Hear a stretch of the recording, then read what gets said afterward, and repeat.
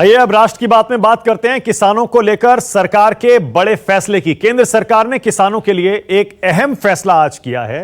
केंद्रीय कैबिनेट की आज बैठक हुई। 2022-23 के लिए, इस सीजन के लिए रबी की फसलों के न्यूनतम समर्थन मूल्य पर यानी एमएसपी पर सरकार ने बड़ा फैसला किया। इसे बढ़ा दिया गया है। सबसे पहले आपको राष्ट्र की बात में बहस शुरू करने से पहले बता देते हैं सरकार ने एमएसपी कितनी बढ़ाई है। ये देखिए, पहले गेहूं 40 रुपए की बढ़ोतरी की गई है, 2015 रुपए तक ये पहुंच गई। इससे पहले 1975 थी। ये देखिए, उसके बाद जौ एमएसपी 35 रुपए बढ़ाई गई है। जौ का रेट पहले 1600 रुपए प्रति क्विंटल था, अब 1635 हो गया है। चना 130 रुपए चने की एमएसपी बढ़ाई गई है। पहले ये 5100 रुपए थी, अब 5230 रुपए हो गई है। मसूर दाल 400 रुपए का इजाफा किया गया है। सरसों देख लीजिए, 400 रुपए बढ़ोतरी हुई है। सूरजमुखी 114 रुपए की बढ़ोतरी हुई है।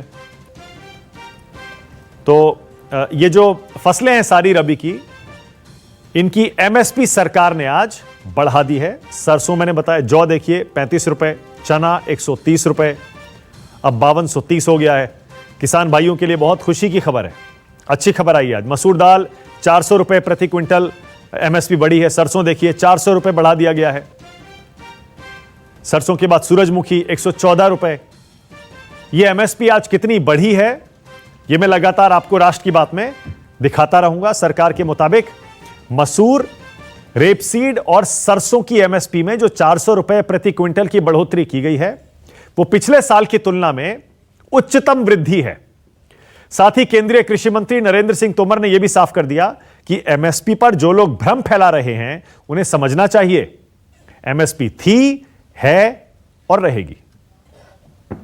आज प्रधानमंत्री जी की अध्यक्षता में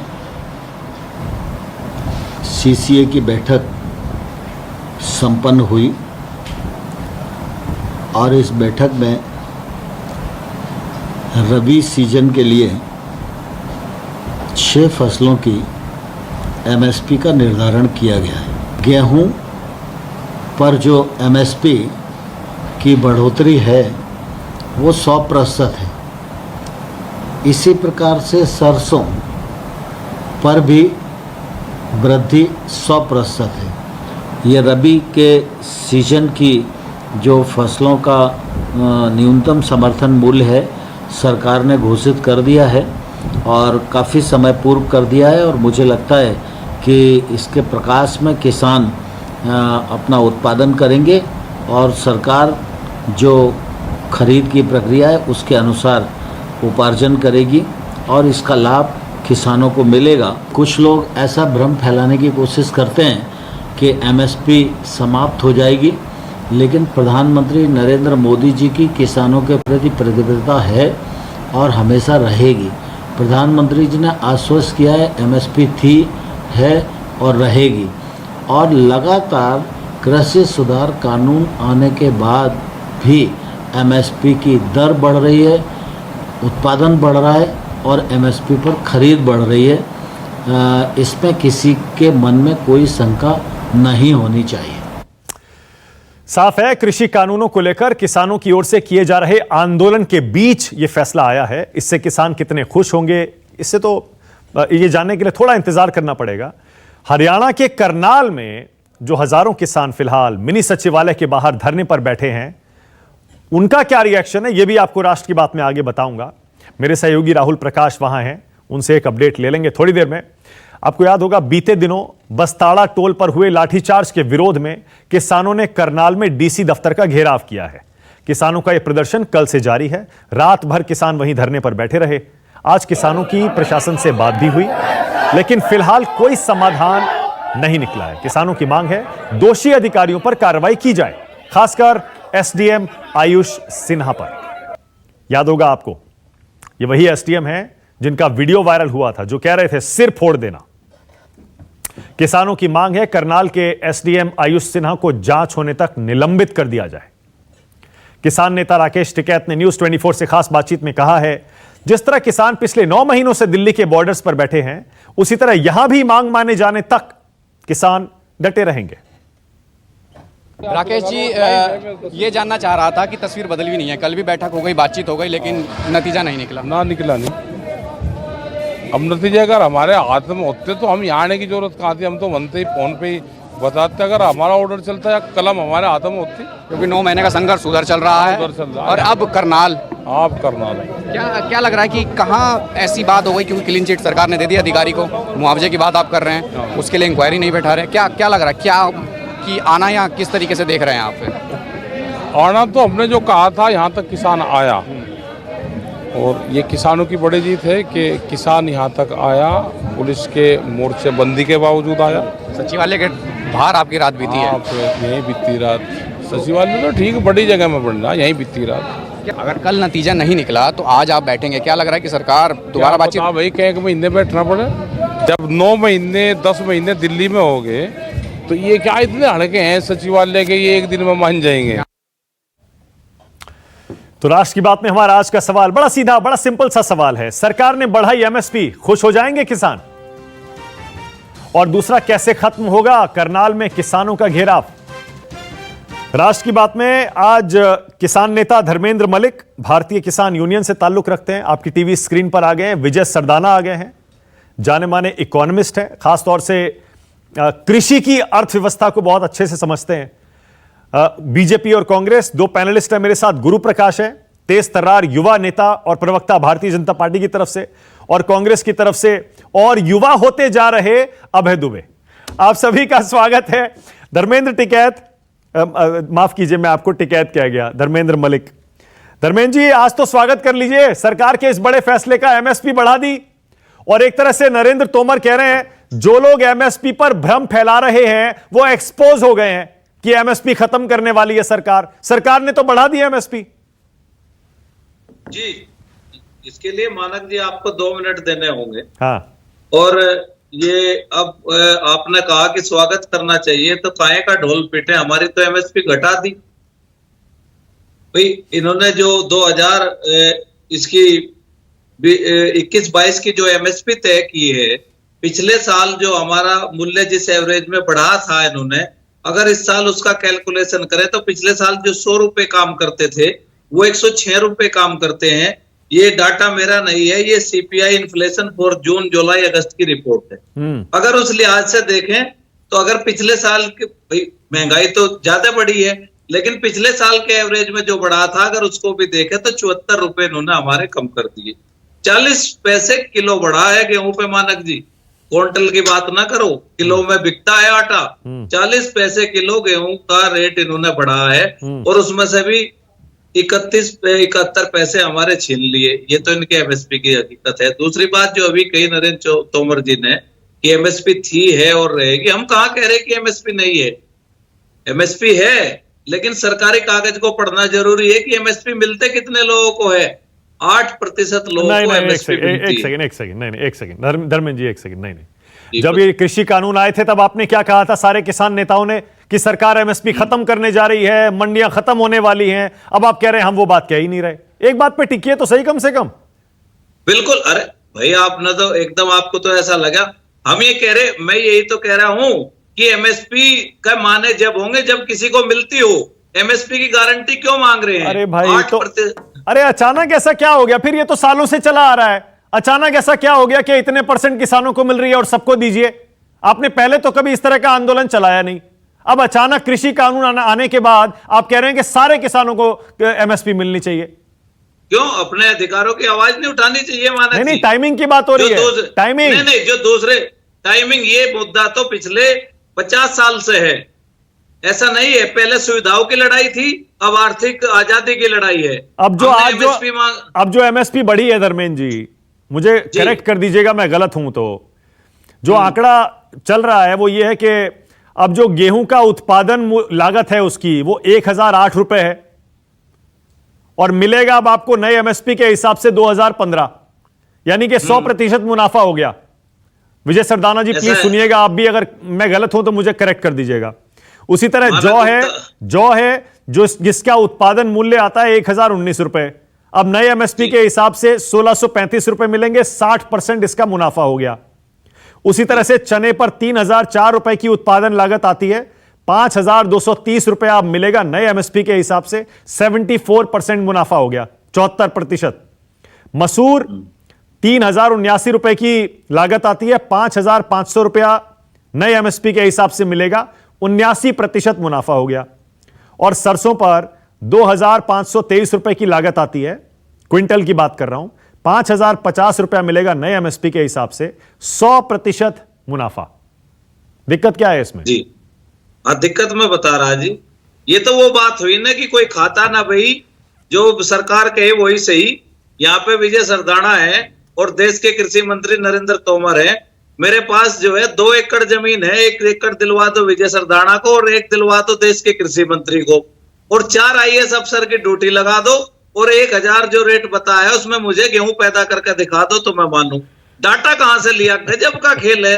डाटा कहां से लिया इन्होंने? ये इसको फार्मूले को समझा पाएंगे देश के कृषि मंत्री हैं? लुधियाना यूनिवर्सिटी तो 2,200 रुपए कह चुकी है 3 साल पहले। दूसरी बात मैं आपको बताऊं, दूसरी बड़ी हब है जो यूनिवर्सिटी है पंतनगर, जिसको गेहूं उत्पादन का जनक माना जाता है, हाँ। उसका डाटा आप चेक कर लो, किसी गेहूं फार्म का डाटा आप चेक कर लो। गजब का कमाल है भाई। 1,000 रुपए आपने पैदा किया, 2,000 रुपए आपको दे दिए। हाँ। अगर देश के कृषि मंत्री जी इस फार्मूले को जरा समझा दें तो ठीक है, फिर तो किसान मालो माल है। अभय दुबे बोलना चाह रहे हैं, लेकिन पहले विजय सरदाना, उसके बाद आऊंगा अभय दुबे, गुरु प्रकाश। हाँ, विजय सरदाना जी, जरा पहले मुझे आज का समझाइए, ये जो एमएसपी बढ़ाया गया है, धर्मेंद्र टिकैत कह रहे हैं हमारा तो कम कर दिया, जरा समझाइए आपके हिसाब से क्या है? देखिए, धर्मेंद्र जी को और भी कुछ डॉक्यूमेंट पढ़ लेने चाहिए थे। देखिए, स्वामीनाथन कमेटी रिपोर्ट में साफ लिखा हुआ है कि गेहूं और धान को एमएसपी नहीं देना है, साफ लिखा है। तो अब आप कहते हैं स्वामीनाथन कमेटी रिपोर्ट लागू करो, सरकार वो नहीं कर रही, आपको एमएसपी दे रही है। अब रही बात कि एमएसपी कितना होना चाहिए, ये एक अपने आप में एक चर्चा का विषय है। मैं धर्मेंद्र जी से इसमें विवाद नहीं करूंगा। अगर आप सरकार की घोषणा सुने तो उसमें आपको सिर्फ नंबर मत देखिए, उसके पहले 2 पैराग्राफ और लिखे हुए वो भी पढ़ लीजिए। सरकार का यह कहना है कि इस समय देश में गेहूं और चावल और गन्ना जरूरत से ज्यादा है। जिन चीजों की कमी है, दलहन और तिलहन की, हम चाहते हैं किसान उस तरफ डाइवर्ट हों, इसीलिए उनको ज्यादा वहां पे एमएसपी बढ़ाया गया है। और जो आपका गेहूं की आप बात कर रहे हैं वहां कम बढ़ाया गया है। तो अगर हम इकोनॉमिक दृष्टि से राष्ट्र की बात अगर करते हैं तो डिसीजन सही है। ये बात सही है कि साहब मेरे यहाँ पे पैदावार कम है, मेरे यहाँ कॉस्ट ऑफ प्रोडक्शन ज्यादा है, क्योंकि मेरे पास टेक्नोलॉजी नहीं है, मेरे पास बीज नहीं है, मेरे को जानकारी नहीं है, मेरे पास सिंचाई का साधन नहीं है। आपकी कॉस्ट ऑफ प्रोडक्शन बढ़ सकती है, बाकी खर्चे बढ़ सकते हैं, लेबर कॉस्ट बढ़ सकती है, मैं उसमें आर्ग्यूमेंट नहीं कर रहा हूं। लेकिन अगर हम होलिस्टिकली देखें कि आप जब पॉलिसी बनाते हैं तो उसमें आपको एक ट्रेड ऑफ करना होता है कि राष्ट्र के हित में क्या है और किसानों के हित में क्या है। और स्वामीनाथन साहब की रिपोर्ट में तो साफ लिखा है गेहूं और चावल को तो एमएसपी देना सरकार बंद करे। तो क्या स्वामीनाथन रिपोर्ट लागू कर दी जाए? अब ये भी पूछ लीजिए। ओके, आगे जा रहा हूं। धर्मेंद्र जी 1 सेकंड रुकिएगा, एक राउंड कर लेते हैं सबसे, उसके बाद आता हूं दूसरे राउंड में। अभय दुबे, आप स्वागत करेंगे एमएसपी बढ़ाने का सरकार का। सरकार कह रही है, आपकी तरफ भी इशारा था तोमर जी का, कि जो लोग भ्रम फैला रहे हैं ना कि एमएसपी खत्म हो जाएगी, उन लोगों की आज पोल खुल गई है। हाँ, तोमर साहब और माणक गुप्ता जी, ये कानून अगर स्थगित नहीं होता ना तो विश्वास मानिए समाप्ति की ओर थी। जिस दिन प्रधानमंत्री जी ने भाषण दिया था ना मध्य प्रदेश के किसानों को, 47 कृषि उपज मंडियां बंद हो गई थी 169 में से 47, और उसका क्रम प्रारंभ हो गया था, हरियाणा में भी देखने को मिला। अब मैं आपको कांग्रेस पार्टी का वक्तव्य बताता हूं। हाँ। धान हमारे समय में, हमारे 5 साल में, सुनिएगा गौर से, कान खोलकर पूरा देश, 580 रुपए थे, हमने 1310 रुपए किया, 126% की वृद्धि। मोदी सरकार ने 1868 रुपए किया, 43% की वृद्धि। आज को इंक्लूड नहीं कर रहा हूं, 2-1% और बढ़ जाएगा। गेहूं 750 था, 1400 रुपए किया, 87% की वृद्धि। इन्होंने 1975 रुपए किया था, सिर्फ 41% की वृद्धि।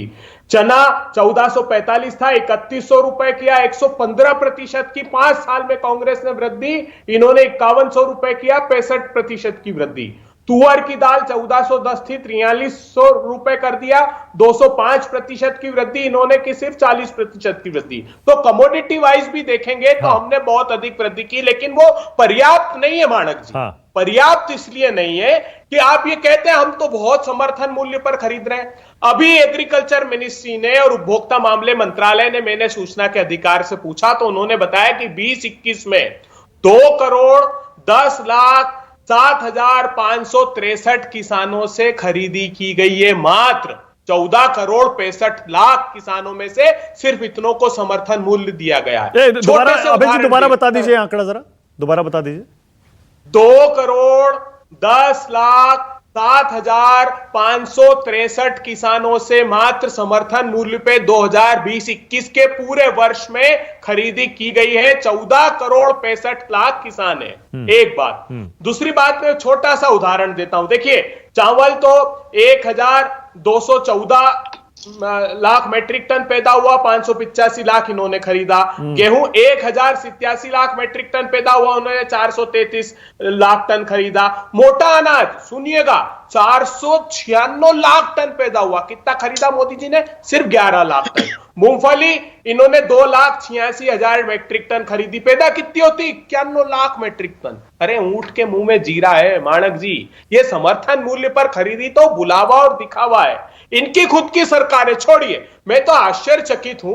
ये जो कॉस्ट ऑफ प्रोडक्शन बताया ना तोमर साहब, अभी तो आज की रिपोर्ट आपने सीएसीपी की अपलोड नहीं की है, इस बार के रबी सीजन की। पिछले साल की गेहूं का सिर्फ बता देता हूं, ज्यादा समय नहीं लेता हूं। आप कॉस्ट ऑफ प्रोडक्शन पिछले साल क्या बता रहे थे? 1467 रुपए आता है कॉस्ट ऑफ प्रोडक्शन, और इस बार 1046 कर दिया। अरे कुछ तो शर्म और पानी रखिए। यही सीएसीपी की रबी की रिपोर्ट पढ़ेंगे ना तोमर साहब, तो उन्होंने कहा कि ये कॉस्ट ऑफ प्रोडक्शन निकालने का फॉर्मूला इसलिए सफल नहीं है कि जो रकबा लेते हैं, जिससे कैलकुलेट करते हैं, वो इतना छोटा होता है कि उससे कॉस्ट निकल नहीं पाती। आखिरी बात मैं कहकर समाप्त करता हूं। तोमर साहब, आपने 20,000 रुपए हेक्टेयर कॉस्ट बढ़ा दी। अकेले गेहूं का बताता हूं। गेहूं का इस बार प्रति हेक्टेयर प्रोडक्शन कम हो गया है, वो हो गया है 3421 किलोग्राम प्रति हेक्टेयर, जो 3533 था पिछले साल। उसमें 20,000 रुपए अगर आप ऐड करते हो कॉस्ट, जो आपने लागत बढ़ा दी, डीजल 31 रुपए बढ़ा दिया, फर्टिलाइजर कॉम्प्लेक्स का सब्सिडी खत्म कर दी वगैरह, तो वो आता आपको 590 रुपए प्रति क्विंटल। तोमर साहब, ओके गुरुप्रकाश, और क्या बढ़ाया आपने? देश को बताइए तो सही। गुरुप्रकाश, आंखों में धूल झोंकना बंद कीजिए देश की। ओके गुरुप्रकाश, बोलिए। किसान खुश नहीं होने वाले।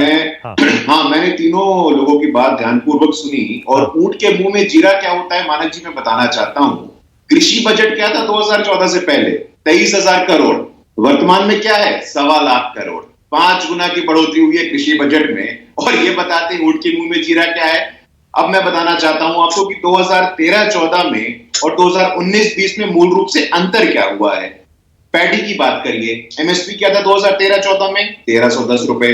2021-22 में 1,940 रुपए। कितने की वृद्धि हुई है? 48% की वृद्धि हुई है।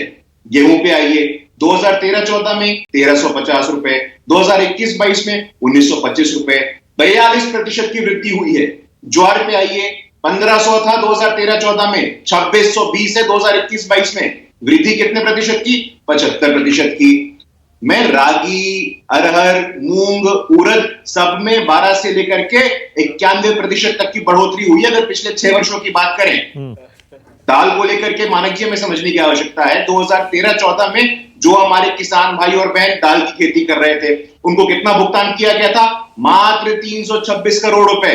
2020-21 में 10,500 करोड़ का भुगतान किया गया है किसान भाई और बहनों को। और ये ऊंट के मुंह में जीरा की बात करते हैं। आपका तो कृषि बजट इतना छोटा था, आपकी तो काल्पनिक क्षमता इतनी कम थी। आज छोटे किसान, भूमिहीन किसान, कम भूमि वाले किसान, श्रमिक किसान, मजदूर किसान, उन सबको भी प्रधानमंत्री किसान सम्मान निधि योजना से भारत सरकार सहायता पहुंचाने का काम कर रही है। आपके कार्यकाल में मुझे अभी भी स्मरण आता है मानक जी, 7 लाख किसानों ने आत्महत्या कर लिया था।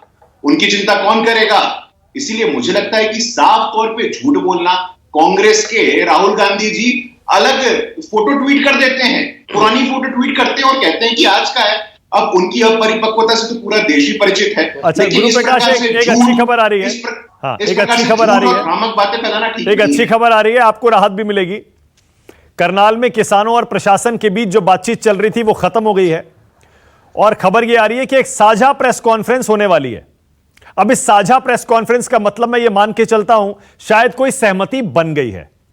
आपको पता ही होगा करनाल में कल रात भर धरना चला है, तो गुरु प्रकाश वो एसडीएम जो थे जो सिर फोड़ देना, हाँ, जो सिर फोड़ देना कह रहे थे गुरु प्रकाश, उनको क्यों नहीं हटा दिया आपने पहले ही?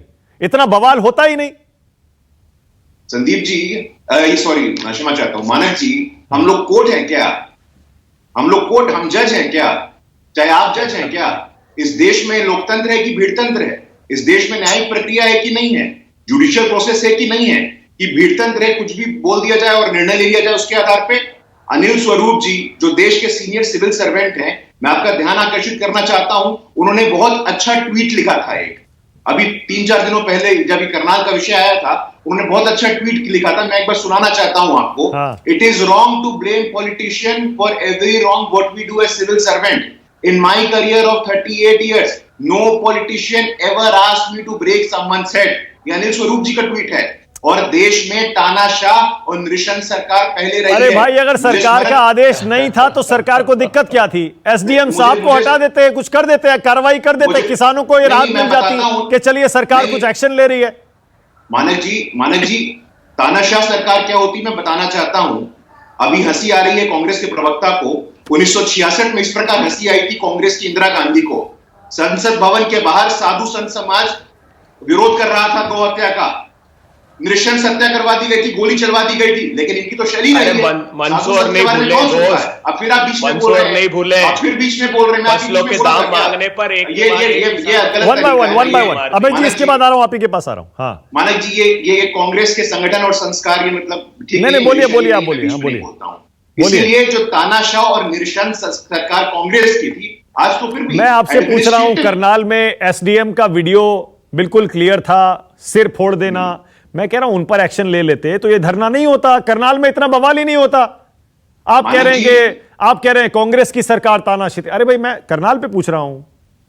मानक जी, तो सीएम ने क्या कहा था, डिप्टी सीएम ने क्या कहा था कि टॉप लेवल इंक्वायरी होगी। डीजीपी उस कमेटी, दोनों की अलग अलग राय थी, और याद करिए, सीएम बोल रहे थे सही किया और डिप्टी सीएम बोल रहे थे कार्रवाई होगी। नहीं, उसके बाद खट्टर साहब ने कहा था कि इंक्वायरी भी होनी चाहिए। माना जी, ये गलत बात है। उनका वीडियो मैं निकाल के दिखा सकता हूं, उन्होंने बकायदा ऑन रिकॉर्ड कहा है कि हम इसकी इंक्वायरी करेंगे। पर जो एसडीएम, सोचिए जरा, जो एसडीएम खुलेआम ये कहे कि सिर फोड़ देना, उसकी क्या इंक्वायरी का वेट कर रहे हैं? गलत है, ये आलोचना करता हूं। कौन सी इंक्वायरी का वेट कर रहे हैं? किसानों को राहत तो मिलनी चाहिए ना कम से कम के। जो एसडीएम सिर फोड़ने की बात कर रहा है, उसको आप हटाने, कोई कार्रवाई करने के लिए आप तैयार नहीं है, इसीलिए इतना बवाल हुआ वहां पर। डीजीपी के नेतृत्व में कमेटी बनी है मानक जी, और कमेटी उसका फाइंडिंग बताएगी ना, कमेटी तय करेगी। ओके, अभय दुबे थोड़ी ना है। अभय दुबे, मोगा में भी पुलिस वालों ने एक्शन लिया था पंजाब में किसानों पर, उस पर भी बोलिएगा अभय जी। नहीं, मैं तो हर जगह जहां जो भी सरकार है उसको सबक सिखाना ही चाहिए जनता को, अगर वो किसान पर एक डंडा भी उठाए। मैंने देखा है मानक जी, सिर्फ फसलों के दाम मांगने पर मध्य प्रदेश के मंदसौर में एक के बाद एक किसानों के सीने में गोलियां उतारते गए। 2012 में सीहोर में पता है एक के 47 से गोली चली। इन्हीं के मानव अधिकार आयोग की रिपोर्ट का खुलासा कि एक के 47 से गोली मार दी। वो किसी की भी सरकार हो, उसके खिलाफ सारी जनता को सड़क पर और चुनाव में हराना भी चाहिए। अरे बड़ी अजीब बात कर रहे हैं आप अभय जी, बहुत हिम्मत की बात कर रहे हैं आप ये कह रहे हैं कि मोगा में किसानों पर जो लाठीचार्ज हुआ, उसमें आप कह रहे हैं कि कैप्टन सरकार के खिलाफ लोगों को सड़कों पर उतर जाना चाहिए। मेरा क्या निवेदन है, जनता निर्णय ले, जनता तय करे। अगर सरकार अन्यायी है, नहीं सुन रही है, जिस प्रकार का हमने टेलीविजन पर देखा कि सिर फोड़ोगे कि नहीं, हाँ, बताओ, हाँ, वादा करो, खून निकलेगा कि नहीं, तो ये क्या एसडीएम की औकात है वो आदेश दे दे? ये तो शीर्षस्थ नेतृत्व भाजपा का कहता है।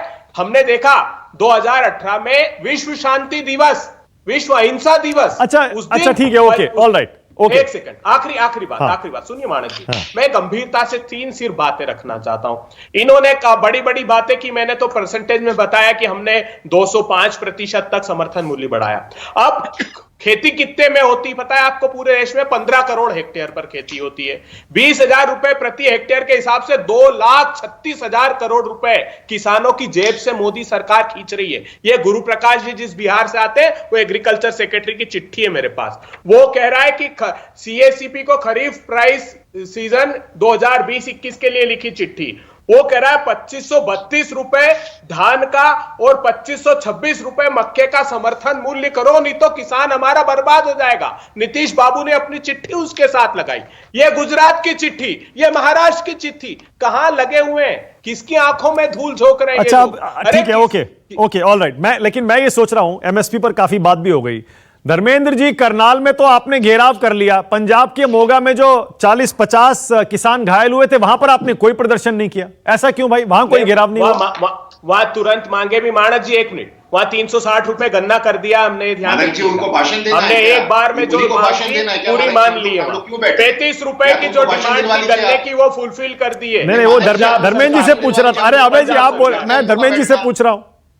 नहीं, हम लोग का बैठना व्यर्थ। देखिए, हाँ, गुरु प्रकाश कहिए, क्या कह रहे हैं? नहीं, हम आप उनको भाषण देने का ऐसा मौका दे रहे हैं, हम लोग व्यर्थ ही बैठे हुए हैं। नहीं, बोलिए ना। नहीं, मोगा की अरे पूरा समय तुम्हें दे दिया जाए क्या? नहीं, पूरा समय तो अरे धर्मेंद्र जी रुकिए ना, एक सेकंड रुक जाइए। पूरा समय आपको ही दे दे टीवी। अरे रुकिए ना धर्मेंद्र जी, अरे रुकिए ना एक सेकंड, तुम्हें बोलिए, रुकिए। आप तुम्हें बोलिए। ओके, गुरु प्रकाश बोलिए, क्या कहना चाह रहे हैं? बोलिए गुरु प्रकाश। बता देना नहीं, देखिए, पानी पी करके सरकार की आलोचना करना, आंकड़ों के आधार पे बात नहीं करना। मैंने तो साधारण सी बात कही थी, 23,000 करोड़ आपका बजट था, 1.25 लाख करोड़ हमारा बजट है। जनता को निर्णय लेने दीजिए ना। राजस्थान में आपने क्या कहा था? ऋण माफ कर देंगे, और राजस्थान में किसानों की जमीन को कुर्की कर रहे हैं आप लोग। देखिए, फिर आप बोल रहे हैं, आप धैर्य नहीं है आपने सुनने का, धैर्य नहीं आपने सुनने का, बीच में बोल रहे हैं। राजस्थान में आप लोगों ने जमीन कुर्की करने का आदेश किया है। राजस्थान में आप लोगों को, मैं बीच में नहीं बोलूंगा, ऐसे बहस नहीं करूंगा। अरे अभय जी एक करके, उन्होंने आपको नहीं टोका ना, उन्होंने आपको नहीं टोका। हाँ बोलिए, कंप्लीट करिए गुरु प्रकाश। कांग्रेस पार्टी का संस्कार है टोकने का। कंप्लीट करिए। नहीं, राजस्थान में क्या हुआ था? राजस्थान में इन्होंने वादा किया था चुनाव से पहले कि हम किसानों की ऋण माफी करेंगे, और आज उन्हीं किसानों के जमीनों की कुर्की की जा रही है, अखबार में इश्तेहार दे करके। आपके समय बजट क्या था? यही हो रहा है, सब जगह यही हो रहा है। ये आप उत्तर प्रदेश की बात करो ना, नहीं, आप उत्तर प्रदेश की बात करो, मध्य प्रदेश की बात करो, आपके कौन, बिहार की बात करो, आपके कौन से राज्य में नहीं हो रहा है ना? सरकार किसी की भी हो, अरे प्रवक्ता नहीं है कांग्रेस के, आप कांग्रेस सरकार किसी की भी हो, लगता है मनक जी। बोलिए आप, स्वतंत्रता है आप। नहीं, अच्छा, ओके, ऑलराइट, ओके। ना, एक सेकंड, मेरे सवाल का जवाब नहीं दिया धर्मेंद्र मलिक, मेरे सवाल का जवाब नहीं दिया। मैं कह रहा हूं, जैसा धरना, जैसा घेराव करनाल में किया, वैसा मोगा में, पंजाब में क्यों नहीं किया? देखिए आप मानक जी, वहां भी तो किसानों पर लाठियां चली, 50 घायल हुए। ऐसी लाठियां हरियाणा में 50 जगह चल चुकी, और मोगा में भी हमारी बातचीत हुई, उन्होंने माफी मांगी। यहाँ एक किसान की हत्या हुई है। मानक जी, आप हत्या और लाठी में फर्क नहीं समझते। लाठियां तो हम रोज खा रहे हैं। यहाँ पे एक एसडीएम के आदेश के अनुसार हत्या हुई है, उस आदमी की लाठी चार्ज में मृत्यु हुई है। और एक बात और सुनिए। अच्छा, मेरे पास एक और अपडेट आ रहा है, एक और अपडेट आ रहा है करनाल से। मेरे पास अपडेट आ रहा है कि बैठक बेनतीजा रही है। किसानों और प्रशासन की बैठक बेनतीजा रही है, और किसानों का प्रदर्शन वहां पर जारी रहेगा। यह मेरे पास एक अपडेट आ रहा है। मैं अपने कंट्रोल रूम से कहूंगा, पीसीआर से, कि अगर हम अपने सहयोगी, अपने रिपोर्टर जो ग्राउंड जीरो पर हैं, राहुल प्रकाश, उनसे हम फोन पर बात करके एक अपडेट ले सकें, क्योंकि बातचीत प्रशासन की और वहां धरना दे रहे किसानों की खत्म हो गई है। थोड़ी देर पहले ऐसा लग रहा था साझा प्रेस कॉन्फ्रेंस होगी, लेकिन अब लग रहा है, जो खबर आई है, बैठक बेनतीजा रही है और किसानों का प्रदर्शन वहां पर जारी रहे। कब तक जारी रहेगा धर्मेंद्र जी करनाल में प्रदर्शन? जब तक उस नए अधिकारी के खिलाफ 302 का मुकदमा दर्ज नहीं हो जाता। एक देश में 2 कानून हो सकते हैं क्या? हाँ। अगर यही काम किसी किसान से हो गया होता तो आज 200 किसान जेल भेज दिए होते। ओके, विजय जी आपका कुछ कहना है इस पर, करनाल में जो हो रहा है उस पर? विजय सरदाना, देखिए, जो लाठीचार्ज हुआ और जो डीएम ने कहा वो निश्चित रूप से सही नहीं था। उनको ये जरूर हक है कि लॉ एंड ऑर्डर बनाएं, लेकिन आप इस बात को भी समझिए कि जिस तरह से 26 जनवरी की घटना हुई है और जिस तरह से किसान आंदोलन के नाम पे कुछ अराजक तत्वों ने देश में लॉ एंड ऑर्डर को डिस्टर्ब करने की कोशिश करी है, तो प्रशासन को भी ये लगता है कि हमें जरूरत से ज्यादा शायद सख्ती उठानी पड़ेगी। Okay, all right. मैं एक ब्रेकिंग न्यूज भी दिखा दूं जरा दर्शकों को। किसानों और प्रशासन के बीच करनाल में बातचीत बेनतीजा रही है और किसानों का घेराव वहां पर जारी रहेगा। मिनी सचिवालय का घेराव करके बैठे हैं किसान, क्योंकि आपको याद होगा वहां के एसडीएम आयुष सिन्हा का एक वीडियो वायरल हुआ था जिसमें वो कह रहे थे कोई भी इधर आए तो सिर फोड़ देना, जिसके बाद किसानों पर एक्शन भी हुआ था, लाठी भी चली थी। और अब वहां जो किसानों का धरना चल रहा है उस एसडीएम के खिलाफ एक्शन की मांग के साथ वो जारी रहेगा। लगता है प्रशासन और किसानों के बीच का रास्ता कोई नहीं निकल पाया, कोई समझौता नहीं हुआ। अब यह प्रदर्शन जारी रहेगा। हमने तस्वीरें दिखाई थी, कल रात भी किसान यहीं सोए थे और आज भी देखिए ताजा तस्वीरें हैं, बिल्कुल वहीं बैठे हुए हैं और मांग कर रहे हैं जब तक एसडीएम को नहीं हटाया जाता, उनके खिलाफ कार्रवाई नहीं की जाती, तब तक यह धरना जारी रहेगा। गुरु प्रकाश, ये कैसी जिद है एक एसडीएम के लिए जिसका वीडियो सबके सामने है और उस वीडियो की ऑथेंटिसिटी भी अभी तक सवालों के घेरे में नहीं आई है? गुरु प्रकाश। मानक जी, मैं ऑन रिकॉर्ड कहता हूं, मेरे पार्टी के नेताओं ने कहा है, हरियाणा के मुख्यमंत्री ने कहा है, हरियाणा के उप मुख्यमंत्री ने कहा है, हरियाणा के कृषि मंत्री ने कहा है कि उन्होंने जो भी किया गलत किया और सख्त से सख्त कार्रवाई होगी, जांच होगी, डीजीपी के नेतृत्व में जांच होगी और जो भी पाया जाएगा सख्त से सख्त कार्रवाई होगी। ये सरकार ने कहा है, एक दृष्टि है। लेकिन ना मानिक जी, हमें एक और पक्ष समझने की आवश्यकता है। लगातार जो उपद्रव की खबर किसान आंदोलन से आ रही है, हमें उस पर नहीं देखना चाहिए क्या? जंतर मंतर में पत्रकार के साथ दुर्व्यवहार होता है, अभी मुजफ्फरनगर में पत्रकार के साथ दुर्व्यवहार होता है, दलित नेताओं के साथ उनके साथ हिंसा की घटना होती है, भाजपा के नेताओं के काफिले पे आक्रमण होता है। तो आत्ममंथन करने की आवश्यकता उनको नहीं, ठीक है, बिल्कुल ठीक है। Okay, all right. Rahul Prakash जुड़ गया मेरे साथ करनाल से। राहुल, क्या खबर आ रही है? देखिए, फिलहाल जो 15 किसान जो नेता थे वो प्रशासन से बातचीत करने का एक दौर था। जिस तरीके से कल भी बातचीत हुई थी, आज 2 बजे का समय दिया गया था, क्योंकि पहले 4 बजे के लिए टाला गया था। किसानों ने जोर दिया कि हम पहले बात करेंगे। 2 बजे का टाइम तय हुआ। लगभग 3 घंटे की वार्ता रही। किसानों की सिर्फ एक बात थी कि जो एसडीएम थे मौजूदा हालात में, जिन्होंने ये बात कही कि सिर फोड़ देना, ये तमाम चीजें थी, उसके खिलाफ सस्पेंशन, उसके खिलाफ कार्रवाई होनी चाहिए।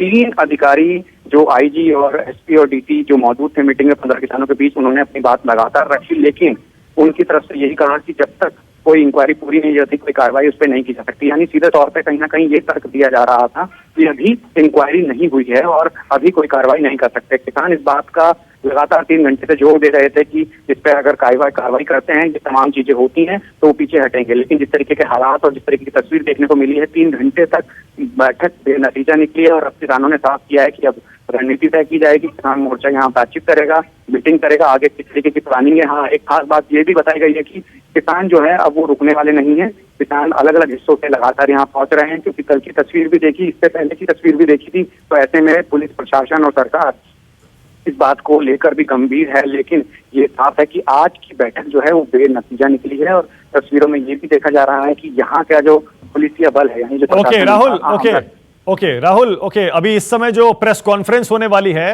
राकेश टिकैत और योगेंद्र यादव किसानों की तरफ से प्रेस कॉन्फ्रेंस करने वाले हैं। वो बताएंगे शायद कि प्रशासन से क्या बातचीत हुई, अपनी मांगे भी दोहराएंगे। तो वो प्रेस कॉन्फ्रेंस आपको सुनवाते हैं। जैसे ही राकेश टिकैत बोलना शुरू करेंगे, योगेंद्र यादव भी साथ में है, आपको सुनवाएंगे।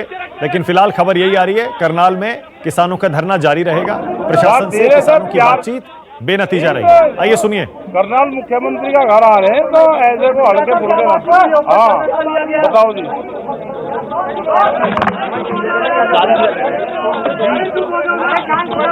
एक मिनट देर तक भाई सर, मैं किसाने में मुकाबला नहीं कर पाऊंगा जी। योगेंद्र बताएं। योगेंद्र जी आपको बता रहे हैं यार, हम एक रख देना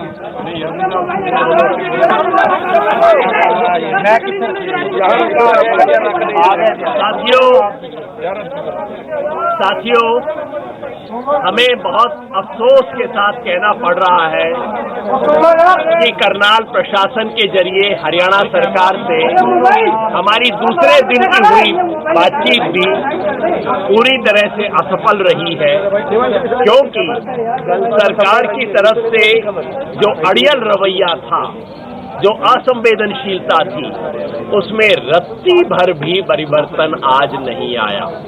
बार बार बात हुई, पहले डीसी और एसपी थे, बाद में कमिश्नर को भी बुलाया गया, हर आधे घंटे बाद ये चंडीगढ़ से बात करते हैं, लेकिन उसके बाद भी बात वहीं की वहीं रहती है।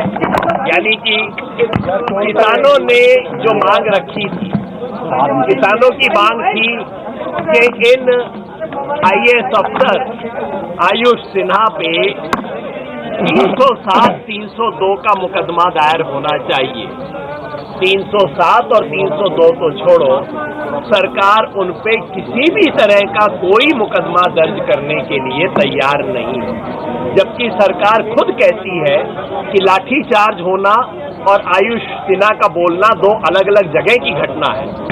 तो फिर वहां के लिए, और इसको बाकायदा रिटन कंप्लेंट मिल चुका है, वीडियो एविडेंस मिल चुका है, उसके बावजूद भी वो करने को तैयार नहीं है।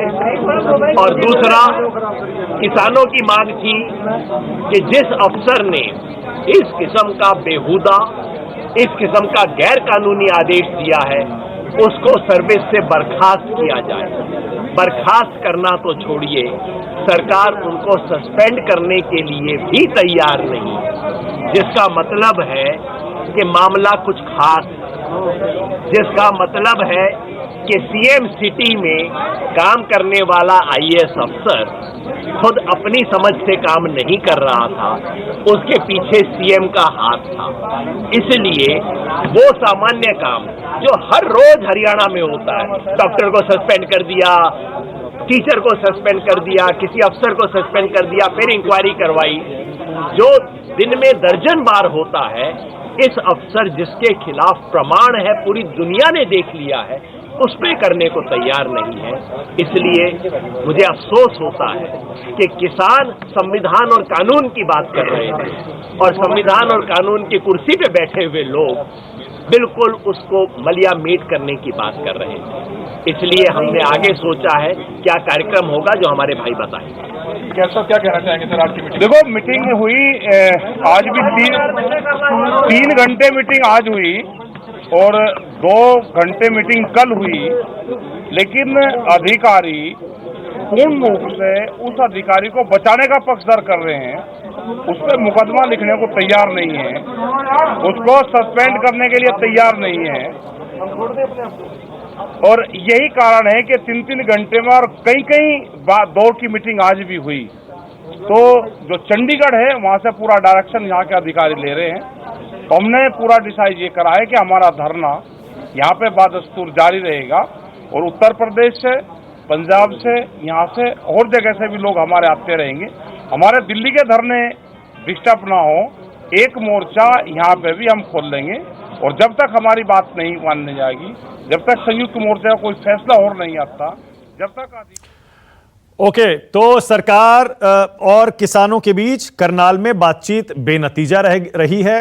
गुरु प्रकाश, ऐसा लग रहा है जैसे टिकरी पर चल रहा है, जैसे दिल्ली के 3 बॉर्डर्स पर चल रहा है, उसी तरह से एक और फ्रंट, एक और किसानों का धरना शुरू होने वाला है। गुरु प्रकाश।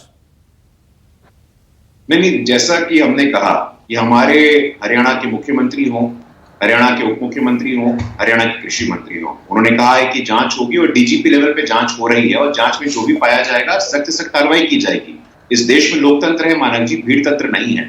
न्यायिक प्रक्रिया है, जुडिशियल प्रोसेस है और ये तो नेचुरल जस्टिस, प्राकृतिक न्याय का एक हिस्सा है कि दोनों पक्षों की बात सुननी चाहिए। एक वीडियो के आधार पे हम लोग तुरंत न्यायपालिका बन जाते हैं, हम लोग स्वयं जज बन जाते हैं, ये देश के लिए शुभ संकेत नहीं है, ये देश के संविधान के लिए शुभ संकेत नहीं है। और ब्रेक पे जाने से पहले भी मैंने कहा था कि जो ये गतिरोध है, क्योंकि मैं इसको आंदोलन नहीं मानता हूं, आंदोलन एक पवित्र शब्द है, आंदोलन में अनुशासन होता है, आंदोलन में नेतृत्व होता है। इन्होंने 26 जनवरी को क्या किया हम सबने देखा, पत्रकारों के साथ लगातार दुर्व्यवहार हो रहा है। मैं ये कह रहा हूं कि पहले 3 बॉर्डर थे, 3 जगह धरने चल रहे थे, एक और फ्रंट आपके लिए खड़ा हो रहा है, आपके लिए चिंता की बात नहीं है ये? देखिए, देश का किसान हम लोगों के साथ है, देश का किसान हम लोग के साथ है। ये कुछ जमींदार, जागीरदार, बड़े और रईस किसान हैं, हम इनका भी सम्मान करते हैं, लेकिन हमने बातचीत की इनसे, 12 दौर की बातचीत की है। लेकिन जो देश का आम किसान है वो प्रधानमंत्री किसान सम्मान निधि योजना हो, एमएसपी में लगातार बढ़ोतरी से वो लाभ उठा रहा है और वो हमारे साथ मजबूती से खड़ा है। अभय दुबे कुछ कहना चाह रहे हैं, देखा है। अभय दुबे बोलिए। देखिए माणक जी, क्या निर्णय लेगी सरकार? ये तो खट्टर साहब का ही आदेश था, मार मार के लहूलुहान कर दो। मोदी जी ने नहीं किया क्या? 2 अक्टूबर 2018 विश्व अहिंसा दिवस था। क्या आए थे गन्ना के किसान, कह रहे थे कि साहब हमारा जो आपने वादा किया था योगी जी ने वो गन्ने का मूल्य बढ़ा दीजिए, मार मार के लहूलुहान कर दिया। क्या वादा किया था? इन्होंने कहा था कि 400 रुपए क्विंटल हम गन्ने को कर देंगे, हम सत्ता में आ गए तो। योगी जी ने 5 साल होने को आए सिर्फ 10 रुपए बढ़ाए।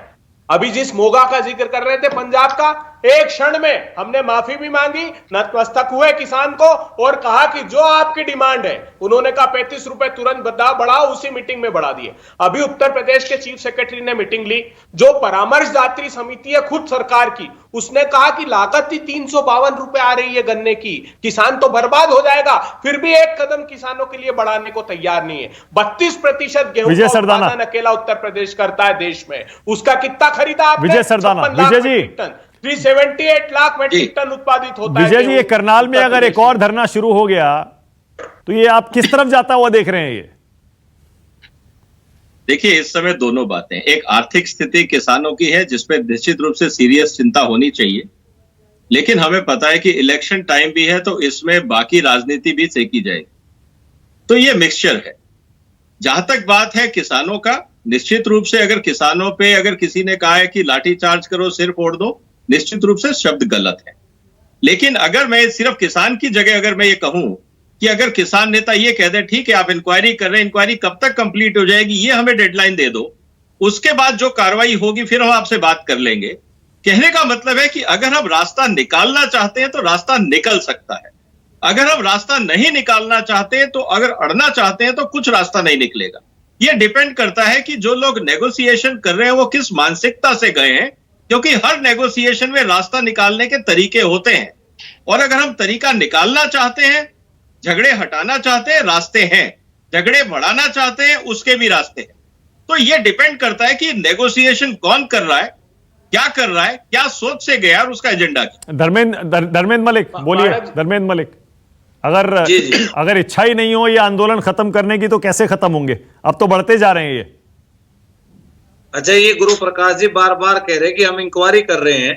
अगर ये इतने ईमानदार थे किसान के प्रति तो कोई डेडलाइन आज तक तय की? हमने 8 दिन पहले इनको समय दिया था कि 8 दिन के अंदर अंदर आप अपनी कार्रवाई कर लो। क्या उस बीच में इंक्वायरी पूरी नहीं हो सकती थी? क्या उससे आंदोलन से पहले कोई परिणाम नहीं आ सकता था जांच का? कितने साल इंक्वायरी करोगे भाई तुम? देशद्रोह के केस में 1.5 साल लोगों को जेल में। मेरे पास टाइम खत्म हो गया है, मेरे पास टाइम खत्म हो गया है। दर्शक तय कर लेंगे। सस्पेंड भी नहीं कर। सब पक्षों ने अपनी राय रख दी। बीजेपी, कांग्रेस, विजय सरदाना जो कि कृषि कानूनों के पक्ष में अक्सर बोलते हैं, और किसान नेता धर्मेंद्र मलिक भी थे। आपको तय करना है क्या ये धरना नया जो करनाल में शुरू हुआ ये सही है या बाकी धरने, और एमएसपी पर भी। बहुत शुक्रिया आज राष्ट्र की बात में आने के लिए धर्मेंद्र जी आपका, विजय सरदाना, अभय दुबे और गुरु प्रकाश, थैंक यू। छोटा सा ब्रेक ले रहा हूं, खबरें जारी हैं। नमस्कार, मैं हूं मानक गुप्ता। अगर आपको हमारा ये वीडियो पसंद आया हो तो इसे लाइक और शेयर जरूर करें, और हां, हमें सब्सक्राइब और फॉलो करना ना भूलें ताकि आप देश और दुनिया की कोई खबर मिस ना करें। तो जुड़े रहिए हमारे साथ और देखते रहिए न्यूज़ 24।